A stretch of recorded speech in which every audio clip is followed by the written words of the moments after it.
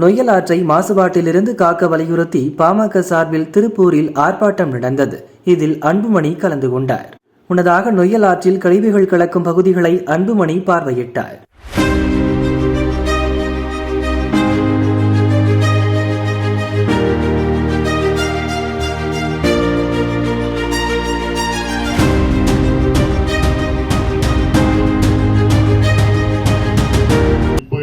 சூழல் இந்த நொய்யல் ஆறு காவிரி ஆற்றின் ஒரு கிளை, பவானி, நொய்யல், அமராவதி இந்த 3 பெரிய கிளைகள் காவிரியின் கிளைகள். அதில் நொய்யல் ஆறு 180 கிலோமீட்டர் விளையங்கிரி மலையிலிருந்து தொடங்கி கரூர் மாவட்டத்தில் நொய்யல் என்ற கிராமத்திலே காவிரியில் கலக்கிறது. 180 கிலோமீட்டரில் கோயம்புத்தூர் மாவட்டம், திருப்பூர் மாவட்டம், ஈரோடு மாவட்டம், கரூர் மாவட்டம் 4 மாவட்டத்திலே வழியாக சென்று காவிரியில் கலக்கிறது. இந்த 180 கிலோமீட்டர் பயணத்திலே முதல் 20 கிலோமீட்டர் பழைய காலத்தில் இருக்கின்ற அதற்கேற்ப இருக்கின்ற தண்ணீர் ஓரளவுக்கு பயன்படுத்தலாம்.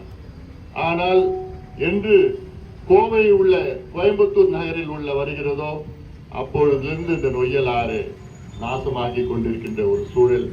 கோயம்புத்தூரில் உள்ள அங்க இருக்கின்ற செங்கல் சூளை கழிவு, மனித கழிவு, திடக்கழிவு, ரசாயன கழிவு, தொழிற்சாலை கழிவு, அதன் பிறகு திருப்பூருக்கு முந்தையும் திருப்பூருக்கு பிந்தையும் இருக்கின்ற சாயப்பட்டறை கழிவுகள்.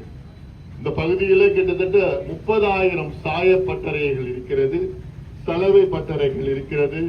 இதிலிருந்து ஒரு நாளைக்கு 9 கோடி லிட்டர் தண்ணீர், கழிவு நீர், சுத்திகரிக்கப்படாத கழிவு நீர் இந்த நொய்யலில் கலக்கப்படுகிறது. 9 கோடி லிட்டர் கழிவு நீர், சாய கழிவு நீர்.